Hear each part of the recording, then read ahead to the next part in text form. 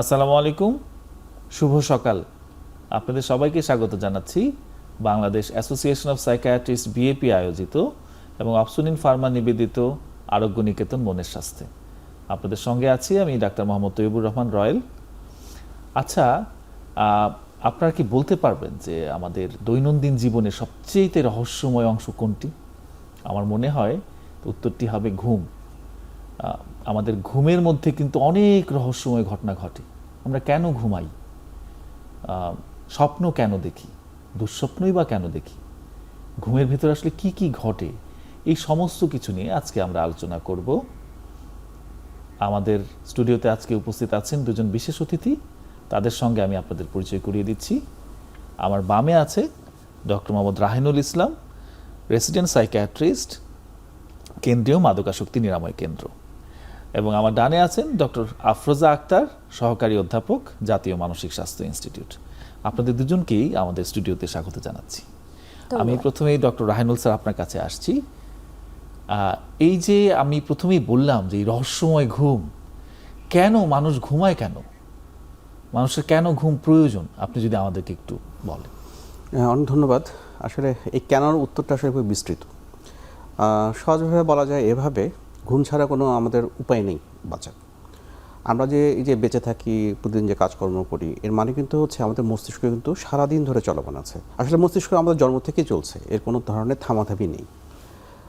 শুধু কম্পিউটারের উপমা দিয়ে কিন্তু আমাদের মস্তিষ্ককে ব্যাখ্যা দেওয়া যায় না, কারণ কম্পিউটার তো কোনো শক্তি উৎপাদন করে না, সে তো শক্তি নিচ্ছে হচ্ছে ব্যাটারি থেকে বা পাওয়ার লাইন থেকে নিচ্ছে। মানে একই সাথে ইঞ্জিন, একই সাথে যে কম্পিউটার, সব কিছু এরকমভাবে বলা যেতে পারে আমাদের ব্রেনটা।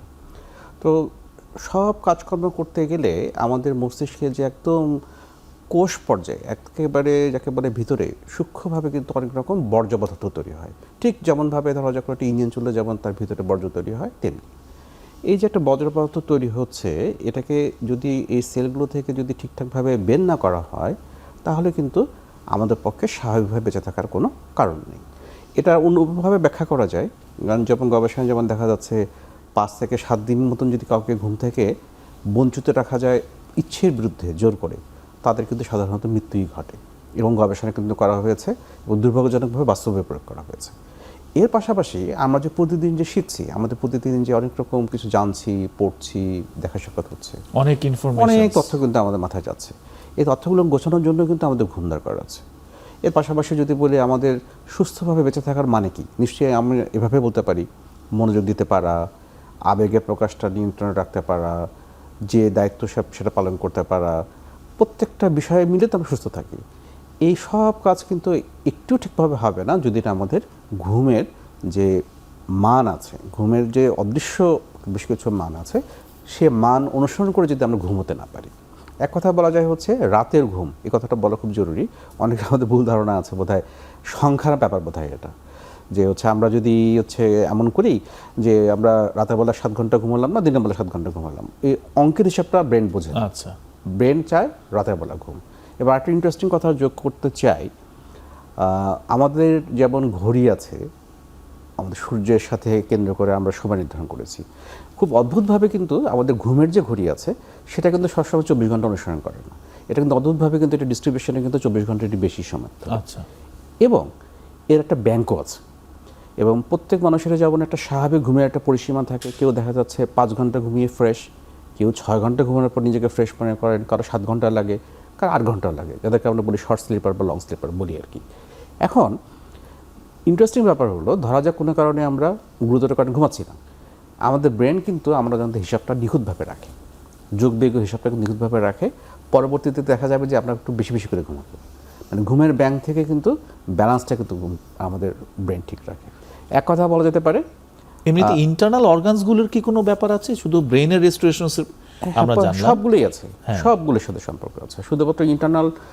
এবং আরেকটা ইন্টারেস্টিং ব্যাপার না বললেই না, আমরা যে জাগ্রত অবস্থায় আমাদের ব্রেনের যে অ্যাক্টিভিটি, আমাদের যে ব্রেনের ভিতরকার যে কর্মযজ্ঞ, ঘুমের মধ্যে কিন্তু কিছু কিছু পর্বে থাকে, কিন্তু হুবহু কিন্তু এই মানেরই কর্মযজ্ঞ কিন্তু আমাদের মস্তিষ্কে চলে। ঘুম মানে কিন্তু শুধুমাত্র অজ্ঞান হয়ে যাওয়া না বা শাটডাউন না, আসলে কিন্তু অন্তরালে বহু কাজ চলতে থাকে। আচ্ছা আচ্ছা, এক কথায় সামারি করতে গেলে ঘুম বলা যেতে পারে হচ্ছে আমাদের বেঁচে থাকার একটা খুবই মৌলিক শর্তের মধ্যে একটা।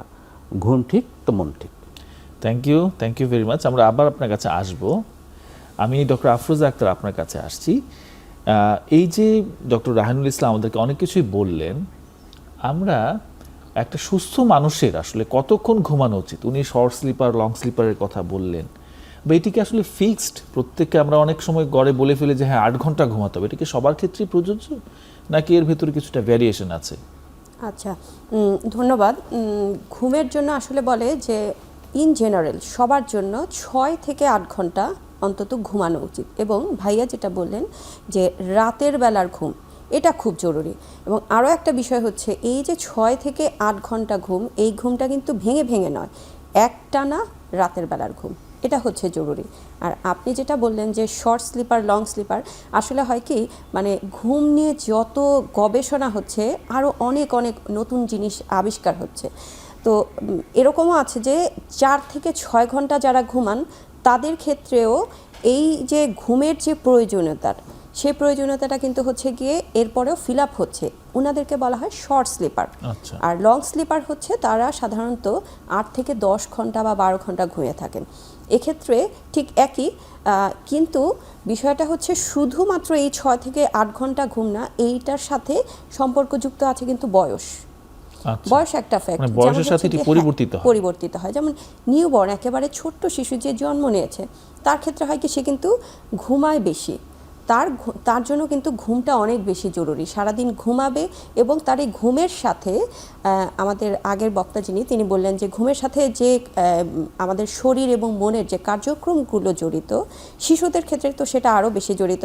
অতএব শিশুদের ঘুমটাও কিন্তু হয় এরকম, অনেক লম্বা সময় ধরে শিশুরা ঘুমায় না, ভেঙে ভেঙে ঘুমায়, কিন্তু সেই কার্যকারিতাটা উপকারিতাটা আসলে একই হয়। ঠিক তেমনি শিশুদের ক্ষেত্রে এই যখন আস্তে আস্তে বড় হতে থাকে, তাদের ঘুমের প্যাটার্ন এবং ঘুমের টোটাল সময়টা কমে আসে। তারপর যখন অ্যাডাল্ট লাইফে আসে তখন হচ্ছে গিয়ে ঘুমের প্যাটার্ন এবং টোটাল ডিউরেশনটা হচ্ছে মোটামুটি 6 থেকে 8 ঘন্টা হয়ে থাকে। তার মানে আসলে ঘুমের যে একটা মানুষ 6 ঘন্টা ঘুমালে উনি সবচেয়ে মানে উনি তৃপ্ত হবেন বা উনি স্বাভাবিক থাকবেন, সুস্থ থাকবেন, এটি বলার অবকাশ নেই। যারা লং স্লিপার তাদের ক্ষেত্রে তার চাইতে বেশি সময় লাগতে পারে। তার মানে প্রত্যেকটা মানুষের আসলে ঘুমের চাহিদাটা তার নিজস্ব ইন্টারনাল অনেক রকম অ্যাক্টিভিটির সাথে সম্পর্কযুক্ত এবং সেটি ফিক্সড না। অনেক সময় বলা হয় যে হ্যাঁ একটা মানুষ 7 ঘন্টা ঘুমাচ্ছে, এরপরেও কেন আর ঘুম দরকার, অনেক তো ঘুমানো হলো। তার মানে এটি সবার ক্ষেত্রে প্রযোজ্য নাও হতে পারে। Thank you doctor Raihanul sir, আপনার কাছে আমি আবার আসছি। এই যে আমরা স্লিপের ডিউরেশন সম্পর্কে কিছু জানলাম, স্লিপের প্রয়োজনীয়তা আপনি শুরুতেই বললেন। এই যে আমরা ঘুমাই, এই ঘুমটা কি একই মাত্রায় থাকে? মানে অনেকেই বলে যে আমার ঘুম খুব পাতলা, আবার অনেকে বলে যে এত গাঢ় ঘুম তাকে ঘুম থেকে তোলা যাচ্ছে না। তা আমাদের ঘুমের ভেতরে আমাদের মস্তিষ্কের অ্যাক্টিভিটি সেটা কি একই ছন্দে চলতে থাকে নাকি এর ভেতরে ওঠানামা আছে? আমরা রেম স্লিপ, নন রেম স্লিপ এই ধরনের কথা শুনে থাকি, আপনি কি এইগুলো আমাদেরকে একটু বুঝিয়ে বলবেন কেন? ঘুম তো আমরা ঘুমাচ্ছি, আসলে যখন আমরা মিষ্টি খাই তখন তো আমাদের জানার দরকার পড়ে না মিষ্টিটা কে বানাচ্ছে, কীভাবে বানাচ্ছে। তেমনিভাবে আমরা যখন ঘুমাচ্ছি আমাদের তো জানার দরকার নেই আসলে নর্মালি যে হচ্ছে আমাদের ঘুমের মধ্যে কী আছে। মোটা দাগে ঘুম কিন্তু 90 মিনিট সাইকেলে চলতে থাকে। মানে 90 মিনিট চাঙ্ক আকারে আমরা ভাগ করতে পারি, 90 মিনিট, এটাকে আবার 4 ভাগে ভাগ করা। এর মধ্যে কিন্তু হচ্ছে যেটা আমাদের কিছু কিছু ধাপ আসবে, এখানে নন রেম আসবে, ডিপ স্লিপ আসবে, রেম আসবে, আবার নন রেম আসবে। কিন্তু বয়সের সাথে সাথে একটু আগে ডক্টর আফরোজা যা বলছিলেন যে এর অনুপাতগুলো পরিবর্তিত হতে থাকবে। তবে একটা কথা বলে রাখা ভালো এর সাথে, রেম এবং নন রেম, যাদের ঘরে শিশু আছে বা যারা শিশুকে বড় করেছেন খুব কাছ থেকে তারা নিশ্চয়ই খেয়াল করবেন, শিশুরা কিন্তু ঘুমের মধ্যে মাঝে মধ্যে দেখা যায় চোখ কিন্তু খুবই নড়াচড়া করছে, চোখ পিটপিট করছে। মানে হলো এটাই হচ্ছে রেম, র্যাপিড আই মুভমেন্ট, মানে আমাদের চোখটা খুবই র্যাপিডলি নড়াচড়া করবে। এটা ইন্ডিকেট করে হলো আমাদের মস্তিষ্কের ভিতরকার কার্যক্রম এমন গতিতে চলছে যেন আমরা জেগে আছি, কিন্তু আমাদের শরীর পুরোটা কিন্তু যাকে বলে পুরোপুরি অবশ। ওই সময়টা খেয়াল করলে দেখব শিশু যখন চোখ যখন পিটপিট করছে পুরো শরীরটা কিন্তু শিথিল অবস্থায় আছে। তার মানে তখন শরীরে কিন্তু আমাদের মাসেলগুলোতে কিন্তু তখন শক্তির প্রবাহ মস্তিষ্ক বন্ধ করে দিয়েছে। পুরো শক্তিটা প্রয়োগ করছে হচ্ছে তার তথ্য ব্যবস্থাপনার জন্য। এটাকে আমরা তুলনা করতে পারি হচ্ছে কম্পিউটারে যে আমরা একসময় করতাম ডিফ্র্যাগমেন্টেশন করতাম আমাদের হার্ড ডিস্কগুলোকে ভালো রাখার জন্য, অনেকটা সেরকম। আচ্ছা, আরেকটা যেটা ফেজ আছে তখন কিন্তু হচ্ছে আবার নন রেম, মানে যখন আমরা বলবো হচ্ছে চোখের পাতা নড়ছে না, ওই সময়টাতে কিন্তু আবার মস্তিষ্কের কার্যক্রম কিন্তু তুলনামূলকভাবে কম থাকে। তখন বরং দেখা যাচ্ছে আমরা হাত পা ছুরি, ওই সময় কিন্তু আমাদের কিন্তু আবার বেশ কিছু সমস্যা হয়। এখন অর্থাৎ আমি যদি স্যার একটু সামারাইজ করি, যে একটা যেটা রেম বলছেন তখন মস্তিষ্ক জাগ্রত থাকে, শরীর অবস্থাকে, আবার যেটা নন রেম স্লিপ বলছেন তখন মস্তিষ্ক তখন বিশ্রামে থাকে কিন্তু শরীর তখন জেগে থাকে, তুলনামূলকভাবে বিশ্রামে থাকে বলতে চাই। শতভাগ বিশ্রাম তো আসলে মৃত্যুই হয়ে যাওয়া, মানে সে তার এক ধরনের রেজিস্ট্রেশন তখন হতে থাকে। রেজিস্ট্রেশন হচ্ছে, রেজিস্ট্রেশনটা কিন্তু একটা বিষয় আছে, রেমেও কিন্তু রেজিস্ট্রেশন হয়। আচ্ছা, কারণ রেমের সাথেই বরঞ্চ রেমের মান এবং পরিমাণের উপর নির্ভর করে আমাদের মস্তিষ্কটা ঘুম থেকে ওঠার পর ফ্রেশ বোধ করবে কি করবে না। যে কারণে আমরা ধরা যায় পাওয়ার ন্যাপের মধ্যে যারা ওই 10 মিনিটের মধ্যে যারা 3 মিনিটের 2 মিনিটের যারা রেম যারা করতে পারেন বা পান, তারা কিন্তু ফ্রেশ বোধ করেন। যাদের এটা হয় না তারা কিন্তু ক্লান্ত বোধ করেন। এটা খুব একটা ক্রুশাল একটা কমপ্লেন্ট। ঠিক আছে। আর এর বাইরে আছে ডিপ স্লিপ আছে। এখন আমাদের ঘুমের যে এই আর্কিটেকচার বলা হয়, এই আর্কিটেকচারটার মধ্যে কিন্তু বহু রকম সমস্যা বিভিন্ন রোগের ক্ষেত্রে হয়। এটা কিছু ঘুমজনিত রোগও আছে, এর বাইরে আমাদের সাইকিয়াট্রি রিলেটেড অন্যান্য রোগের ক্ষেত্রেও আমাদের স্যার এই বিষয়গুলোতে আমি আপনার কাছে যাব, তবে আমাদের একটা বিরতির সময় হয়েছে, আমরা বিরতির পরে এই প্রসঙ্গে ফিরে আসছি।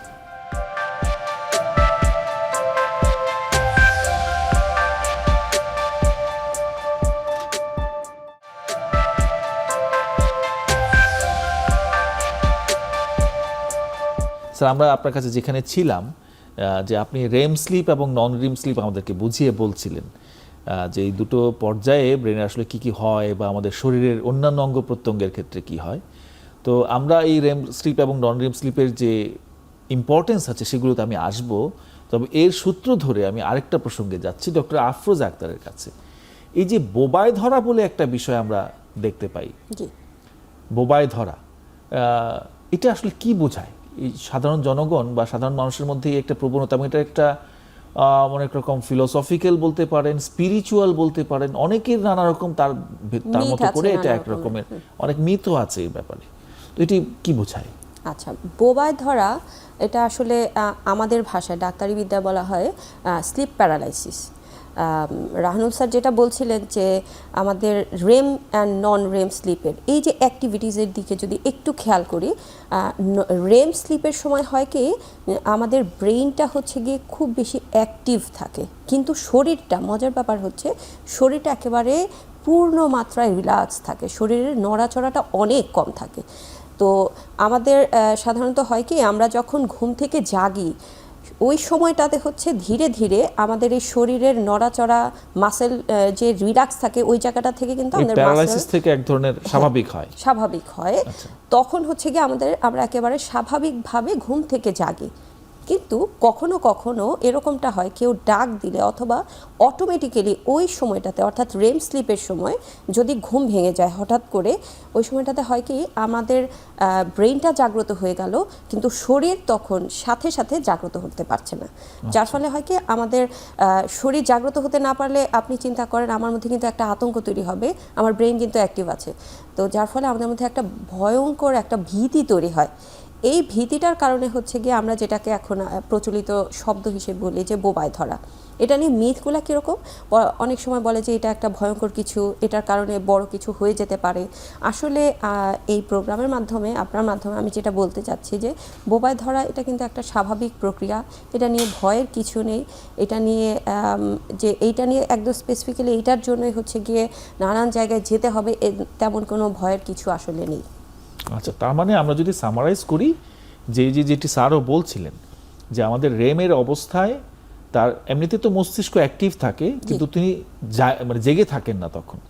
তিনি যদি হঠাৎ করে জেগে যান কোনো কারণে, তার শরীর সেই প্যারালাইসিস থেকে মুক্ত না হওয়ার আগেই যদি তিনি জেগে যান, তার মানে তিনি জেগে আছেন কিন্তু হাত পা নাড়তে পারছেন না, এবং এই জনিত যে প্যানিক হচ্ছে সেটাকেই আমরা বলছি স্লিপ প্যারালাইসিস বা বোবায় ধরা।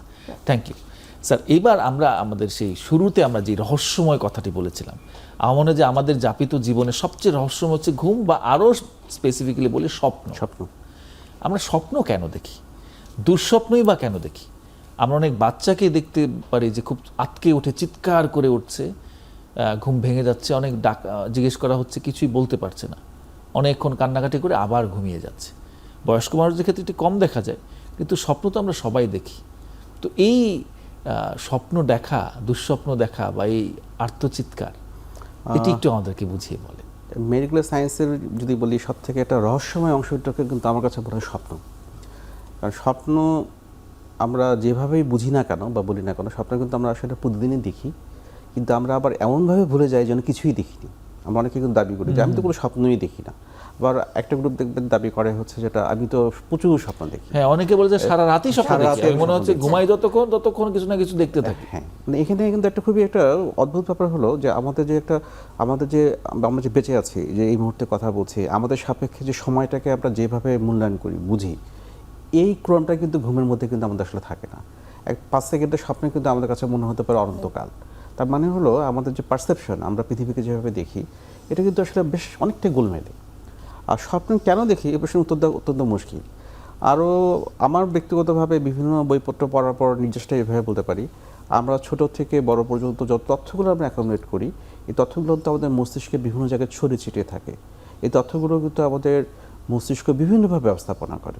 এই ব্যবস্থাপনা করতে গেলে এদের মধ্যে অনেক রকম ইন্টারকানেকশন হয়। ইন্টারকানেকশনের পরে তার কিছু কিছু অদ্ভুত সব কম্বিনেশন তৈরি করে, যেটা আমাদের ঘুমের মধ্যেও আমাদের মনের পর্দায় বিভিন্নভাবে ভেসে ওঠে। এই ঘুমের ব্যাপারটা বুঝতে গেলে কিন্তু আমাদের এই ঘুমের মৌলিক সংজ্ঞাটা রেম এবং নন রেম। নন রেমে কিন্তু হচ্ছে আমাদের শরীরে কিন্তু নড়াচড়া করার সামর্থ্য রাখে, কিন্তু আমাদের মস্তিষ্ক থাকে শিথিল। তার মানে আমরা মনে রাখি কি দিয়ে? মনে রাখি তো আমাদের ব্রেন দিয়ে মনে রাখি। তার মানে হলো নন রেমের সময় আমরা যে স্বপ্নগুলো দেখব, সেটা কিন্তু আসলে ওই সময়টাতে ঠিক যে মুহূর্তে আমি স্বপ্নটা দেখছি, ওই মুহূর্তটা আমার তখন মানসিকভাবে বাস্তব যে আমি একটা স্বপ্ন দেখছি, কিন্তু ব্রেন সকালবেলা এটাকে আর বা ঘুম ভাঙার পর এটাকে আর মনে করতে পারবে না। কারণ ব্রেন তো তখন আন্ডার অ্যাক্টিভ, বা বলতে গেলে সে একেবারে কি বলা যায় আইডল মুডে আছে। তখন করবে কি, নড়াচড়া কিন্তু হবে, নড়াচড়া জারি থাকবে। তার মানে হলো এই সময়টাতে সে কিন্তু স্লিপ ওয়াকিং করবে, যেটাকে অনেকে বলে কিন্তু হচ্ছে ঘুমের মধ্যে হাঁটা। এই সময়টার মধ্যে দেখতে কিন্তু একটু অন্যরকম লাগে, চোখটা হয়তো একটু খোলাও থাকতে পারে, এবং দেখা যাচ্ছে উনি একটা রোবটের মতন করে হেঁটে যাচ্ছেন, চেনা পথ ধরে হেঁটে যাচ্ছেন, দেখা যাচ্ছে দরজাও খুলে ফেলেছেন। অনেক ক্ষেত্রে দুর্ঘটনাও ঘটে। অনেক রকমের থ্রিলার আছে যেখানে দেখা যাচ্ছে এইরকম অবস্থায় অনেক ক্রাইমও করে ফেলেছে। এটা খুবই নান্দনিক একটা বিষয় আছে। এর অবশ্য কিছু ভাগও অবশ্যই আছে, শুধুমাত্র ক্রাইম না। এরকম সময় কিন্তু একটি টার্ম আছে, এটার একটা সাব ভেরিয়েশন আছে, যেটাকে বলে হচ্ছে সেক্সমনিয়া। এরকম অবস্থায় কেউ কেউ উনি সেক্সও করতে পারেন, যেটা তার পুরোপুরি মনে থাকবে না। আচ্ছা, এ ধরনের কিছু এখন একটা কিছু চলতি কিছু ইংলিশ সিরিয়ালে কিন্তু কিছু কেসও দেখা যায়, বাস্তবে আছে, একদম নাই বললে ভুল হবে, আছে। আরেকটি খুবই কষ্টকর ব্যাপার থাকে, সেটি হচ্ছে স্লিপ টেরর মতো, মানে ঘুমের মধ্যে একটা আতঙ্ক। এমন ভয়ঙ্কর পরিমাণে উনি ভয় পান এবং জেগে ওঠেন, ওনার শারীরিক যা যা একটা ভয় পেলে হওয়ার কথা সবই হয়, কিন্তু কেন ভয় পেলেন সেটা তো তেমন মনে থাকে না। খুব বেশি হলে তার একটা দৃশ্য মনে পড়ে। এবং ইন্টারেস্টিংলি এটা কিন্তু ঘটে কিন্তু হচ্ছে ঘুমের প্রথম অর্ধে, মানে এটা কিন্তু শেষের ঘুমের দিকে হবে না, প্রথম দিকে হবে। তো মোটা দাগে এটা হলো নন রেমে, যেটা আমাদের মনে থাকবে না।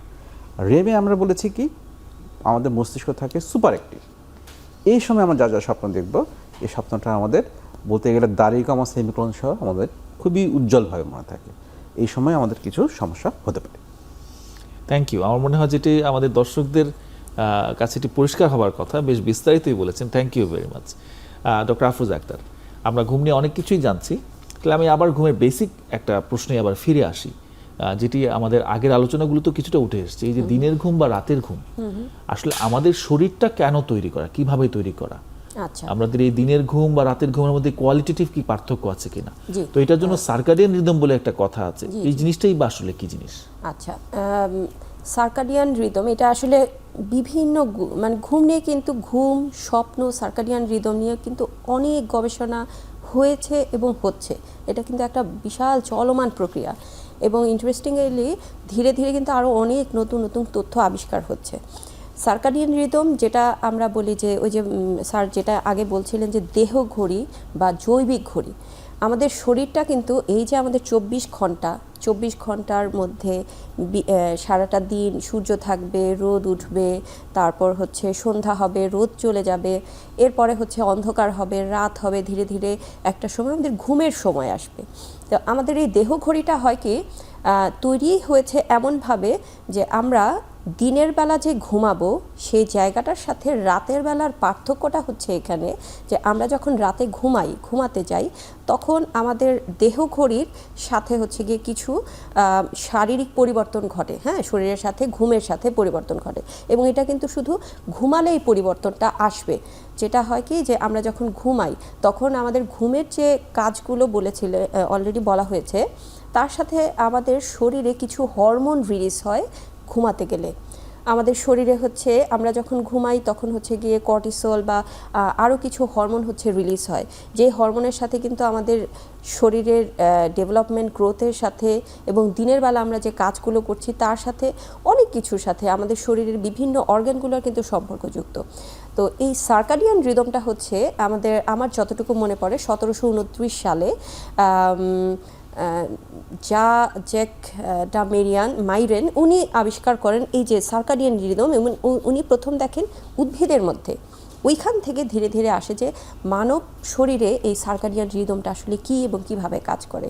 তো যখন এই সার্কাডিয়ান রিদমটা হচ্ছে ধীরে ধীরে যে সন্ধ্যার পরে যখন রোদ চলে যায় মেলাটোনিন বডিতে রিলিজ হতে থাকে এবং এই যে বললাম যে হরমোনাল চেঞ্জেস, মেলাটোনিন এইগুলোর সাথে সম্পর্কযুক্ত হয়ে আমাদের আসলে ঘুম আসে, ঘুমের জন্য মানুষকে প্রস্তুত করে, শরীরকে, ব্রেইনকে প্রস্তুত করে। এবং আপনি যেটা বললেন যে দিনের ঘুমের সাথে রাতের ঘুমের পার্থক্যটা কি, আমাদের কিন্তু বিশেষ করে স্টুডেন্ট লাইফে বা আমাদের অনেকেরই আছে যে দিনের বেলা কাজ নেই, রাতে আমাদের রাত জেগে কাজ করতে হয়। এতে করে হয় কি, এই যে আমি যে কথাগুলো বললাম যে আমাদের হরমোনাল ব্যালেন্স হওয়া, শরীরের ব্যালেন্স হওয়া, মেলাটোনিন রিলিজ হওয়া, এগুলোর সাথে কিন্তু যদি আমরা রাতের বেলা এবং একটানা যদি না ঘুমাই সেক্ষেত্রে হবে কি আমাদের এই ব্যালেন্স, আমাদের এই দেহ ঘড়িটাতে কিন্তু জটিলতা দেখা দিবে, যার ফলে আমাদের ব্রেইনের যে নর্মাল ফাংশনিং ওই জায়গাটাতে এবং ব্রেইনের ফাংশনিং এর সাথে কিন্তু আমাদের পুরোটা শরীর সম্পর্কযুক্ত, সেই জায়গাটাতে আসলে হরমোন যে সময়মতো নিঃসরণ হবার কথা সেখানেও একটা সমস্যা দেখা দিবে, বিশৃঙ্খলা হয়। জি, থ্যাংক ইউ ভেরি মাচ। আমরা জানতে পারলাম তার মানে আমরা যখন দিনে ঘুমাচ্ছি আমরা সেই শরীরকে প্রস্তুত না করেই ঘুমিয়ে যাচ্ছি। তো সুতরাং আমরা যদি দিনে বেশি ঘুমাই, সময়ে যদি রাতের 6 ঘন্টা ঘুম আর দিনের 6 ঘন্টা ঘুম, তাহলে একই রকম হচ্ছে না। সময় একই রকম থাকলেও কোয়ালিটির মধ্যে অনেক রকম পার্থক্য থাকছে। আমরা আমাদের আলোচনা বোধহয় জমে উঠেছে, আমরা আরও এই বিষয়গুলো সম্পর্কে জানবো। আমাদের সময় হয়েছে একটা বিরতি নেবার, আমরা বিরতির পরেই ফিরছি।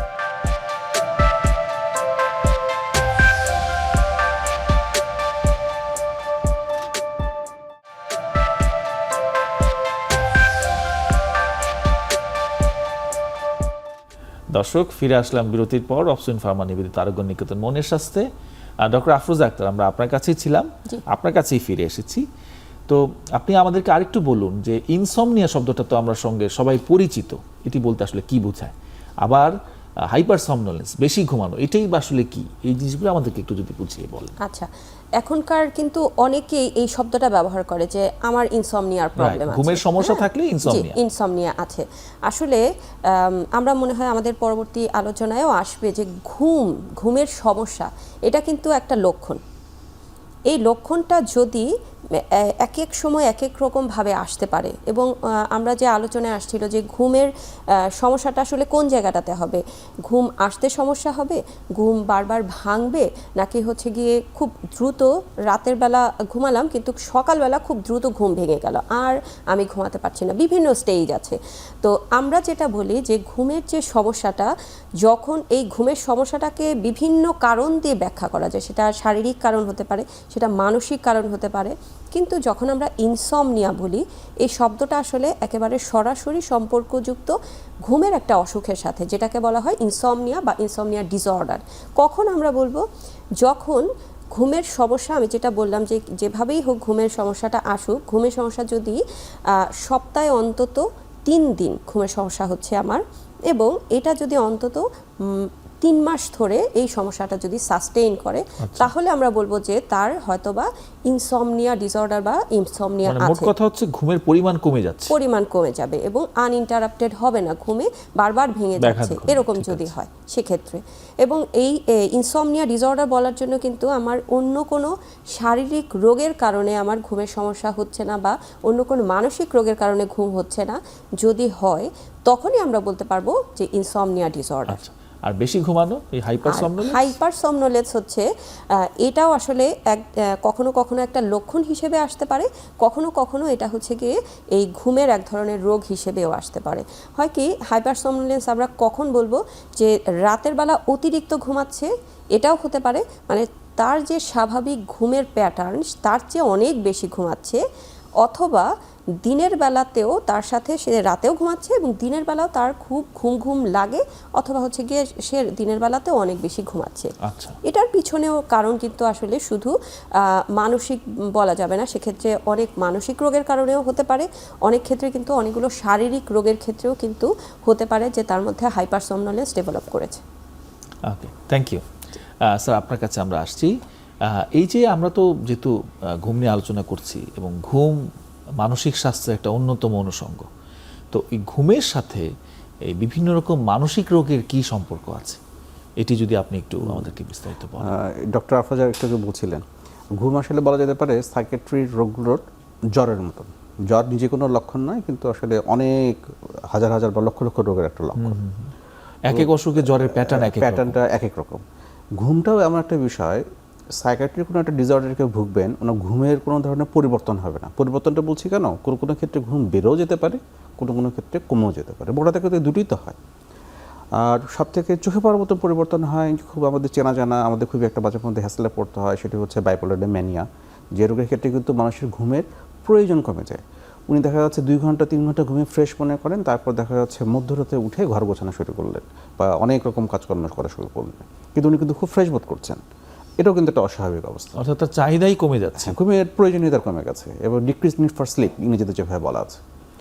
এর পাশাপাশি যদি বলা যায় হচ্ছে আবার ডিপ্রেশনের রোগীদের ক্ষেত্রে, ডিপ্রেশনের কিন্তু আমাদের একটা চেনা একটা রোগ, যদি আমরা অনেকে আবার ফ্যাশন হিসেবে বলি আই এম ডিপ্রেসড, কিন্তু আমি বলছি মেজর ডিপ্রেসিভ ডিসঅর্ডারের কথা, ক্লিনিক্যাল ডিপ্রেশন, যেটা আমরা আর কি চিকিৎসাগতভাবে আমরা বলবো আপনার ডিপ্রেশন। এক্ষেত্রে কিন্তু আবার ঘুমের একটা পরিবর্তন ঘটে, পরিবর্তনটা কিন্তু আবার দ্বিমুখী। এক গ্রুপের কিন্তু যেমন ঘুম যেমন কমেও যেতে পারে, এক গ্রুপের কিন্তু ঘুম আবার বেড়েও যেতে পারে। তার মানে শুধুমাত্র ঘুম বেড়ে গেলে যে সেটা ডিপ্রেশন হবে তা কিন্তু নাও হতে পারে। এর বাইরে কিন্তু ঘুমের আরও বেশ কিছু কোয়ালিটি আছে, ঘুমের শুরুর লগ্ন পরে। এর বাইরে আমাদের যদি বলি পিটিএসডি বলি, আমাদের ইভেন প্যানিক ডিসঅর্ডারের যে বৈশিষ্ট্যগুলো আছে তার মধ্যে কিন্তু সরাসরি ঘুমের কথা বলে নেই, কিন্তু প্যানিক অ্যাটাক হবে একজন মানুষের, কিন্তু ওনার আবার রাতের ঘুমগুলো ঠিকঠাক থাকবে, এটা কিন্তু খুব অস্বাভাবিক ঘটনা। আমরা নাম নিতে পারি ওসিডির কথা, কিন্তু ওসিডির যে ডায়াগনস্টিক ক্রাইটেরিয়া তার মধ্যে কিন্তু সরাসরি কোথাও বলা নেই হচ্ছে তার হচ্ছে ঘুমের কোনো সমস্যার কথা বলা নেই। কিন্তু একজন মানুষ যখন পৃথিবীর যে কারণেই হোক উনি একটা চাপের মধ্যে পড়েছেন, একটা রোগ হওয়ার মধ্যে চাপ, আমি চলতে পারছি না স্বাভাবিকভাবে, ডিস্ট্রেস হচ্ছে আমার, ঘুম তো ঠিক থাকার কোনো কারণ নেই।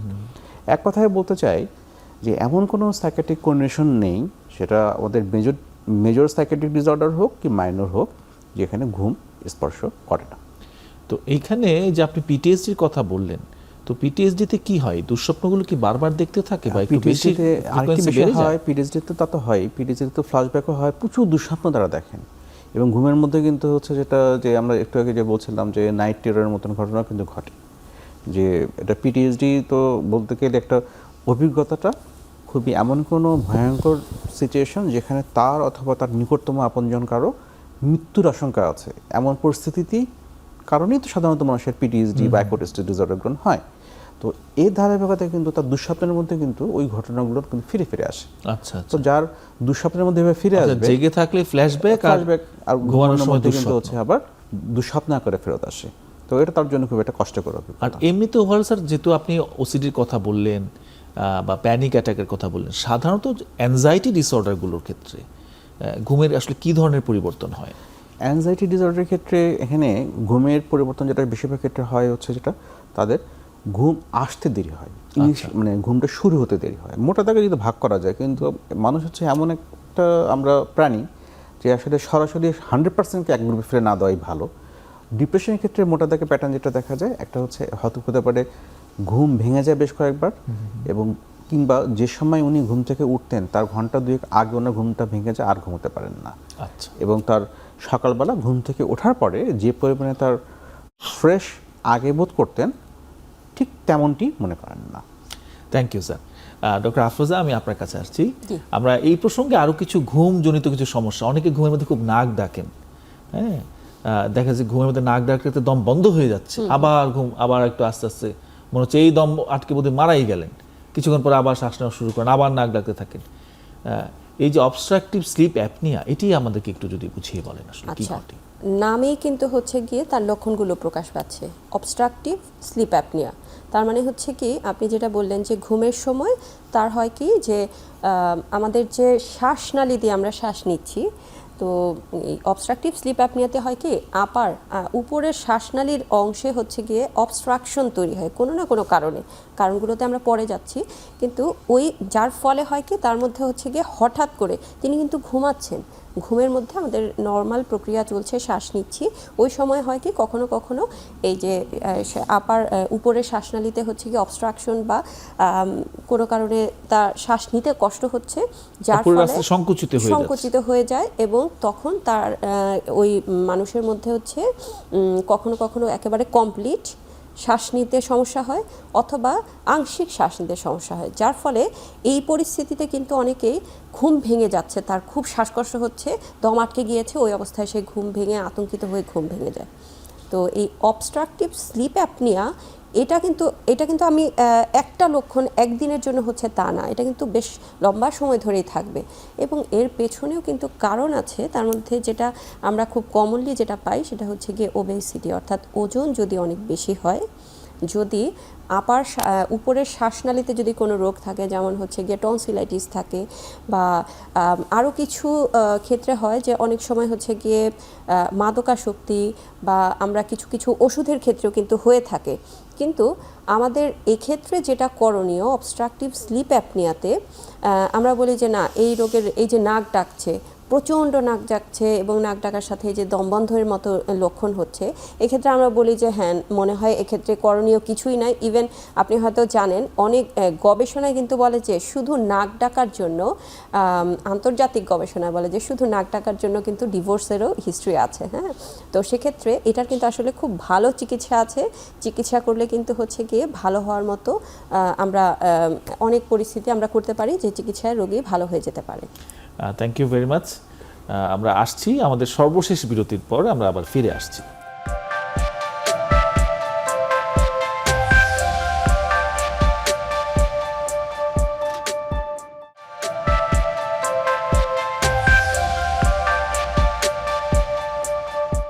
দর্শক, ফিরে আসলাম সর্বশেষ বিরতির পর। রবসনি ফার্মা নিবেদিত আরোগ্য নিকেতন মনের স্বাস্থ্যে।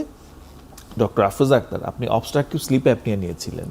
তার মানে আমরা এটাকে যদি সামারাইজ করি, যেখানে কি হচ্ছে, আমাদের যে আপার রেসপিরেটরি ট্র্যাক্ট সংকুচিত হবার জন্য তার ঘুম ভেঙে যাচ্ছে। বেশিরভাগ ক্ষেত্রে উনি সেটি মনে করতে পারেন না, এবং এরকম অনেকবার হতে থাকে। সেই জিনিসটিকে আমরা বলছি স্লিপ অ্যাপনিয়া, এবং এটির খুব সুন্দর চিকিৎসা আছে, এবং চিকিৎসা করলে এ থেকে মুক্তি পাওয়া সম্ভব।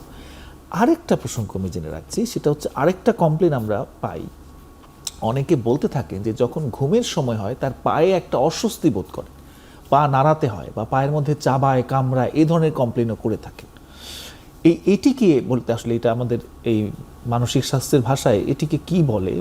আচ্ছা, যেটা আপনি মনে হয় রেস্টলেস লেগ সিনড্রোমের কথা, RLS এর কথা বলতে যাচ্ছেন। হ্যাঁ, তো এক্ষেত্রে হয় কি, আমরা যখন যেটা ইতোমধ্যে আলোচনা আসছে যে আমরা যখন ঘুমাই তখন হচ্ছে কি আমাদের শরীর একেবারে রিল্যাক্স থাকে, কিন্তু কারো কারো ক্ষেত্রে হয় কি, এটা আসলে খুব বেশি মানুষের যে হয় তা না, কিন্তু কারো কারো ক্ষেত্রে হয় যে ঘুমের সময় একটা পর্যায়ে হচ্ছে গিয়ে শরীরের বড় বড় মাসল, যেগুলো হচ্ছে গিয়ে আমাদের হাঁটা চলায় সাহায্য করে, শরীর নড়াচড়ায় সাহায্য করে, ওই অংশে বিশেষ করে পায়ের মাসেলে হচ্ছে গিয়ে প্রচণ্ড ক্র্যাম্পিং বা ব্যথা অনুভব হয়। এই ব্যথার ফলে হয় কি অনেক সময় হচ্ছে গিয়ে ঘুম ভেঙে যায়, অথবা এই কারণে আবার কারো কারো ক্ষেত্রে হচ্ছে গিয়ে ঘুমেও সমস্যা হয়, ঘুমে ব্যাঘাত ঘটে, বারবার ঘুম ভাঙে বা ঘুম আসতেও সমস্যা হয়। এক্ষেত্রে যেটা আমাদের কাছে এই লক্ষণ নিয়ে যদি রোগীরা আসে যে তাদের এই সমস্যাটা হচ্ছে গিয়ে লম্বা সময় ধরে সাস্টেইন করছে, সেক্ষেত্রে আসলে চিকিৎসকের পরামর্শের আওতায় আসা উচিত, এবং এতে চিকিৎসা আসলে অনেক ক্ষেত্রেই ভালো করা সম্ভব। Thank you. রানুল স্যার, আপনার কাছে আসছি, যে চিকিৎসার প্রসঙ্গ আসছে, কিন্তু আমরা তো আমাদের দেখতে পাই যে চিকিৎসার বালাই নেই, যে কেউ তার মন চাইলেই সে দোকান থেকে ঘুমের ওষুধ কিনে খেয়ে ফেলছেন।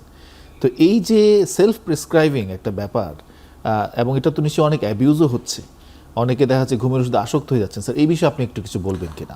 এটা খুব একটা বিপজ্জনক পরিস্থিতি, এবং আমাদের একটি দেশ আসলে কোন পর্যায়ে আছে তার একটি নিয়ামক বা ধরা যাক হচ্ছে একটা বৈশিষ্ট্য হতে পারে ওষুধ কীভাবে বিক্রি হয়। এটি কিন্তু আমাদের আইন অনুসারে যত সময় গস্টেন নিয়ে একটি মাদক, কিন্তু অদ্ভুতভাবে প্রেসক্রিপশন ছাড়া এটি বিক্রি হয় এবং অনেক ক্ষেত্রে কিন্তু অযৌক্তিকভাবে প্রেসক্রাইব করা হয়। এর ধারাবাহিকতায় কেউ কেউ কিন্তু এটাতে আসক্ত হয়ে যায়। রাইট, অনেক বিশেষজ্ঞ ডাক্তারকেও দেখা যায় ঘুমের ওষুধ চলবে এইভাবে লিখে দেয়। চিকিৎসককে আমরা দেখি বা আমাদের এর বাইরেও আমরা অনেক আমাদের কলিগদেরকেও দেখি কোনো ধরনের যোগাযোগ ছাড়া, কাউন্সিলিং ছাড়া তার ওষুধটা দিয়ে দিচ্ছেন। এই ওষুধগুলোকে কিন্তু আমাদের যে ইউকের গাইডলাইন বলি, ইউএসের গাইডলাইনগুলো বলি, আমরা 3 সপ্তাহ থেকে 4 সপ্তাহের বেশি কিন্তু আমরা কখনো আমরা ব্যবহার করি না। এটা কিন্তু একটা লেখাই আছে। অদ্ভুতভাবে আমাদের দেশে কিন্তু এটাকে অসংখ্য প্রেসক্রিপশন আছে যেখানে লেখা আছে চলবে, মানে অনন্তকাল ধরে চলবে। এই কারণে হয় যেটা, এটাকে আমরা বলি আয়াটোজেনিক এডিকশন।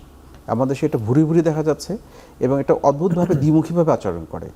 যে ওষুধটা তার এক সময় হতো ঘুমের বন্ধু, ঘুমটা তার নিয়ে আসতো, পরবর্তীতে কিন্তু এই ওষুধটাই তার শত্রু হয়ে যায় এবং দিনের পর দিন উনি এই ওষুধের মাত্রা বাড়াতে থাকেন, ওনার ঘুমের কোয়ালিটি কমতে থাকে, মান কমতে থাকে এবং ওষুধের ডোজ বাড়তে থাকে। কোনো কারণে যদি ওষুধটা না খান, তার ভয়াবহ রকম দুঃসহ অভিজ্ঞতা হয় ঘুম নিয়ে এবং ভয়াবহ সব শারীরিক ও মানসিক প্রতিক্রিয়া দেখা দেয়। তো মোটা দাগে এই ওষুধটার অযৌক্তিক ব্যবহারটা নিয়ে আমাদের বোধহয় খুব শক্তভাবে মাঠে নামা দরকার আছে, আমাদের বুদ্ধিভিত্তিকভাবে এবং আইনগতভাবে। আর ঘুমের সমস্যার ক্ষেত্রে আমাদের কিন্তু, আমি শুরুতেও বলেছি, আমাদের কারণটা বের করা দরকার। কোথায় সমস্যাটা হচ্ছে? আমাদের কারণ বাদ দিয়ে শুধুমাত্র ঘুমের পরিমাণটা, ঘুমের ওষুধ ব্যবহার করে শর্টকাটে আরাম দেওয়াটা কিন্তু এক ধরনের, আমি বলবো, অপচিকিৎসা। তাহলে স্যার ওষুধ ছাড়া আসলে আমাদের তো এখন যাপিত জীবন অনেক কমপ্লিকেটেড হয়ে গেছে, আমাদের স্ক্রিন টাইম বেড়ে গেছে, আমাদের রাতগুলো আর ঘুমের জন্য থাকছে না, অনেক রাত পর্যন্ত জেগে থাকাকে আমরা একটা ট্রেন্ড মনে করছি, ফ্যাশন মনে করছি। তো ঘুমের স্বাস্থ্যবিধিটা সম্পর্কে যদি আমাদেরকে একটু বলেন যে আসলে তাহলে আমাদের অ্যাকচুয়ালি কি প্র্যাকটিসে চলে যাওয়া দরকার। এটাকে অবশ্য এটা খুবই বলবো খুব দরকারি প্রশ্ন, প্রত্যাশা করছিলাম। আমাদের যেমন হাইজিন আছে, যেমন আমরা সকালবেলা ঘুম থেকে ওঠার পর আমরা হাত মুখ ধুই, দাঁত ব্রাশ করি, নিজেকে পরিষ্কার পরিচ্ছন্ন রাখি, ঘুমেরও কিন্তু এরকম হাইজিন আছে। এবং খুব অদ্ভুতভাবে আমরা যে এখন সন্ধ্যের পর জেগে থাকি, এটি কিন্তু বলা যেতে পারে প্রকৃতি বিরুদ্ধ। অন্যান্য প্রাণীরা কিন্তু হচ্ছে সন্ধ্যার পর কিন্তু ফেসবুক তো চালায় না, বলে জানি না আর কি যে তার ফেসবুক চালায় কিনা, কিন্তু আমরা এতই বুদ্ধিমান প্রাণী যে আমরা কিন্তু সন্ধ্যার পর থেকে আমাদের সব কাজকর্মগুলো শুরু হয়। তার মানে হলো প্রকৃতির বিরুদ্ধে যেই কিন্তু আমরা প্রত্যেকটা ঘন্টা কাটাচ্ছি। আর আরেকটি বিষয় গুরুত্বপূর্ণ, সেটি হচ্ছে সূর্যের আলোর সাথে মুখোমুখি হওয়া। ডক্টর আফরোজা বলছিলেন মেলাটোনিনের কথা। মেলাটোনিন হচ্ছে আমাদের সেই টাইমার যেটা সূর্য আলোর সাথে সম্পর্ক আছে। তার মানে হলো আমি যদি একটা ভালো ঘুম চাই, স্লিপ হাইজিনের পার্ট হিসেবে আমি এখন রেকমেন্ড করি দিনের বেলা আমরা ক্ষেত্রে তো আবার সানগ্লাসটা ব্যবহার করি, সূর্য আলোর মুখোমুখি হওয়া, আমাদের চোখ যেন সূর্য আলো পায়। সেটা বিভিন্ন ফরম্যাটে হতে পারে। কমপক্ষে যদি ঘন্টা 2 যদি সূর্য আলো পায়, তাহলে আমাদের শরীরের মধ্যে মেলাটোনিন তৈরি করবে, যেটি প্রাকৃতিকভাবে কিন্তু হচ্ছে আমাদের ঘুমের পরিমাণটা নিশ্চিত করবে এবং শুরুটা আমাদের নিশ্চিত করবে। আরেকটি গুরুত্বপূর্ণ পয়েন্ট হচ্ছে এক এক দিন এক এক সময় না ঘুমানো, ঘুমানোর সময়টা নির্দিষ্ট করো। এই সময় আমি প্রতিদিন ঘুমোতে যাব এবং ডিনারটা আমি সেভাবে করব। রাত 8টার সময় যদি আমি ডিনার করি, আমার 3 ঘন্টা পর কিন্তু রাত 11টার সময় ঘুমের কিক আসার কথা। রাত 11টার সময় যদি আমি ডিনারটা করি, আমার ঘুমের কিক আসার কথা কিন্তু সেই হিসাবে আসবে 1টার সময়। কোনো ওষুধপত্র দিয়ে কিন্তু লাভ হবে না। তার মানে হলো আমাদের ডিনারের সময়টা আমাদেরকে অবশ্যই একটু পিছিয়ে নেওয়ার দরকার আছে, 7:30 বা 8টা। আর বললাম হচ্ছে ঘুমের সময়টা ঠিকঠাক। আরেকটি গুরুত্বপূর্ণ হলো আমি যে বিছানায় ঘুমাচ্ছি সেই বিছানাটা ঘুম ছাড়া, পারতপক্ষে এবং দাম্পত্য সম্পর্ক ছাড়া যারা বিবাহিত তাদের ক্ষেত্রে বলছি, অন্য কোনো কাজে ব্যবহার না করা। এতে ব্রেন কিন্তু ভুল বুঝে, মানে বিছানায় বসে খাওয়া দাওয়া করা, গল্প করা, গিবত করা, টিভি দেখা, এরকম কিছু বাদ। বিছানা হবে ঘুমের জন্য, আর ব্রেনকে শেখাবো যে আমি বিছানা যাচ্ছি মানে ঘুমোতে যাব। যাই হোক, সব কিছু ঠিক করেছি, পৃথিবী থেকে বিদায় নিয়েছি, মোবাইল টোবাইল সব অফ করেছি, লগ আউট করেছি, ইত্যাদি ইত্যাদি। এরপর একটা রিচুয়াল খুব হেল্প করতে পারে, সেটা হচ্ছে হাত মুখ ভালোভাবে ধোয়া। হাত, মুখ এবং পা, বিশেষত একদম হাঁটু থেকে শুরু করে গোড়ালি পর্যন্ত যদি আমরা একটু পানি দিয়ে ধুয়ে নিতে পারি, এটা আমাদেরকে একটু শিথিল করে। আরেকটি ইনস্ট্রাকশনে দেখেছি হচ্ছে যে চিরুনি দিয়ে একটু মাথা চুলগুলো আঁচড়ে নেওয়া। এটা কেশ চর্চার জন্য বলা হয়নি, এটা বলা হয়েছে হচ্ছে আমাদের যে স্কাল্প, আমাদের যে খুলির উপরে যে চামড়া আছে সেখানে রক্তের প্রবাহটা বাড়ানোর জন্য স্টিমুলেশন দেওয়া। এরপর ঢিলেঢালা জামা পরে বিছানায় শুয়ে পড়া, হাতে কোনো ফোন থাকবে না, কোনো টিভি চলবে না, পাশে কোনো কিছু থাকবে না, এবং চেষ্টা করা হচ্ছে ঘুমিয়ে পড়তে। এক্সারসাইজের কোনো ভূমিকা আছে? ঘুমের আগে আগে এক্সারসাইজ করাটা কিন্তু হচ্ছে বলা হয় যে এটা খুব একটা কোনো কাজে করে না, বরং উচিত হচ্ছে সন্ধ্যা বা 7টা বা 7:30টার পরে কোনো এক্সারসাইজ না করা। এক্সারসাইজটা তার আগে করে ফেললে বরং এটা ঘুমের জন্য ইতিবাচক ভূমিকা রাখে।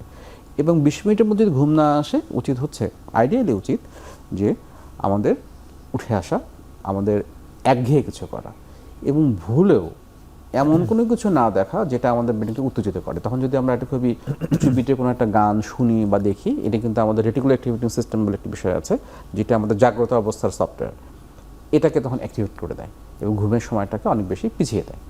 তো মোটা দাগে আমরা যা যা আলোচনা করলাম, যে ঘুমের এই শর্তগুলো যদি আমরা পালন করি, ওষুধপত্র ছাড়াই আমরা মানসম্পন্ন ঘুম ঘুমাতে পারবো। অসংখ্য ধন্যবাদ আপনাদের দুজনকেই আমাদেরকে আপনাদের ব্যস্ততম সময় থেকে আমাদের কিছুটা সময় দেওয়ার জন্য।